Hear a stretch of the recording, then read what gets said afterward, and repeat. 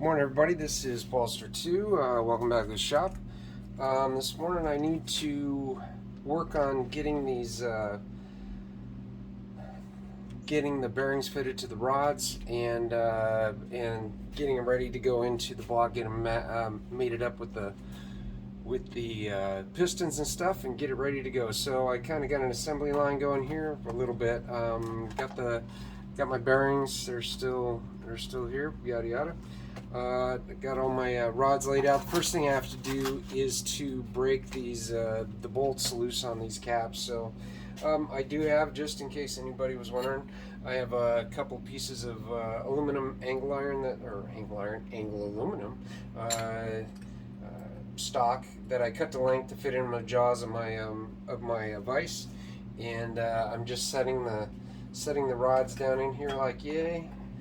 Give it a little squeeze, doesn't take a whole bunch, and then I can break these loose. Yeah. Yep, they are not, they're pretty tight. Alright, I did notice, I did put some numbers on the bag. This isn't typically how you number these, but I did want some way of doing it. I don't like the idea of stamping numbers into the metal when I don't have it in the block. So I'm just going to take it careful with these guys, and yeah, I'll work it out. I did notice that I've kind of got these out of order. Let's put these back in order. I also figured out how I need to go about getting these guys into the block the way they should go from the factory. These little nibs that are on the side of the rod, they all go towards the back of the engine. Then on the piston, there's a thing that shows that points it to the front end of the engine. So let's see. Yep, that one's loose. Let's go on to the next one. How the heck am I doing that? 4, 2. That's better. That's better. All right. Keep getting these out of order, and I need to make sure that they're not out of order. Obviously, because I got to measure them.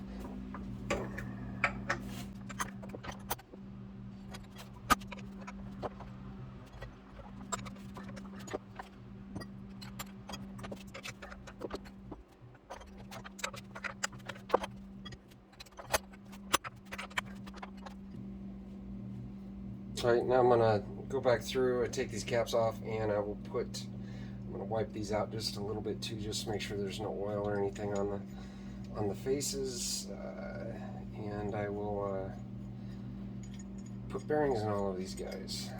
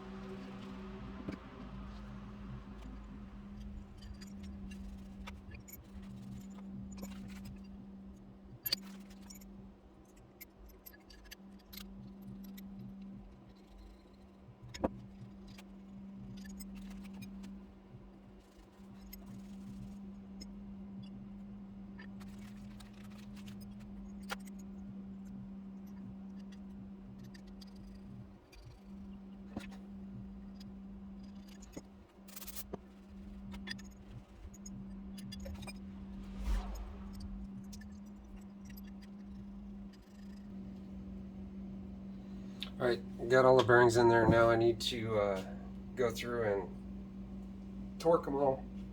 Melting. Torque them all to spec so that it simulates what it's like while it's in the engine. So we'll go ahead and do that. The torque sequence on these is 15 foot-pounds to start with, pound-feet, however you want to look at it, and then an additional, I gotta go back and look, I think it's 75 degrees, but, oh, I got already programmed it into my torque wrench. So as soon as it comes up here,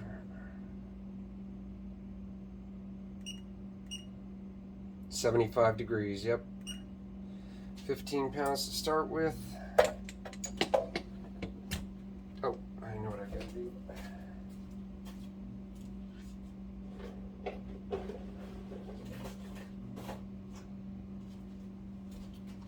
Need to get my adapter, so I'm using my 3/8 inch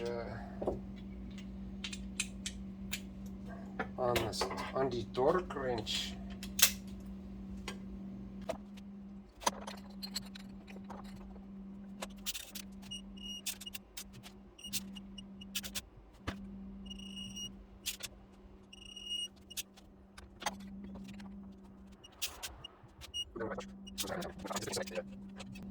It don't take much to shoot to overshoot it, so the best thing to do is just go back and hit it again. All right.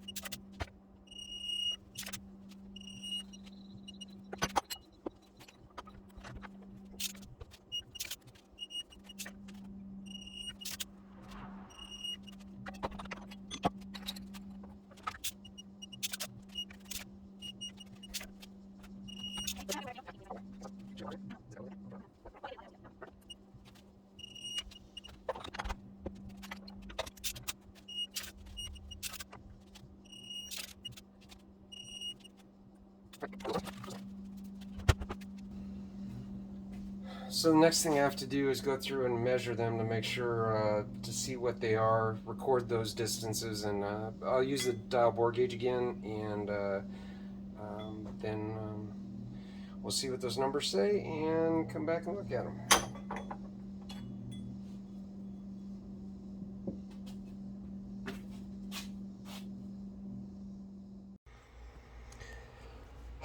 All right.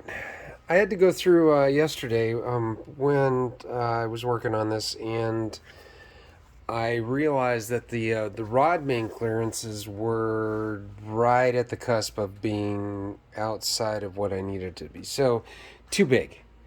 So what I had to do is, I had these originally marked and 1 through 8. Well, what I had to do was go back through and rearrange them. There's nothing set, and there's nothing bad, but with the journal measurement and then the bearing measurement, I had to go back through and rearrange them so that the tighter bearings would go on the tighter or on the smaller journals, and then the bigger bearings would go on the bigger journals, so that it would maintain all of them could be while still being a bit large, they are within spec. So I'm not overly worried about that. It isn't what I would call the best, but it will work.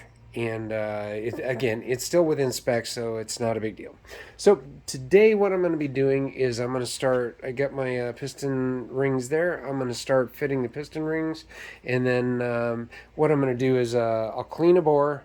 I will clean a bore in the thing, starting 1, go through 8, and I will measure the measure the ring clearance, make sure I got enough ring clearance, and then we'll as I make sure that the ring clearance is good, I will put it on the piston, and then I will attach the piston to the rod, and then we'll go from 1 through 8 and make it happen. So that's what I'm going to be doing today. All right. The instructions on the ring pack say that check end gap at 0.004 inches per 1 inch of bore diameter is the minimum. All right, so 4.040 times 0.004 inches equals 0.01616. Now that is bigger than 1/6. I'm sorry, it's bigger than 0.016. So I'm actually going to measure these at 0.017 is what I'm looking for a minimum on these ring gaps. Anyways, thought I'd pass that along to you. That is my methodology. That's where we're going.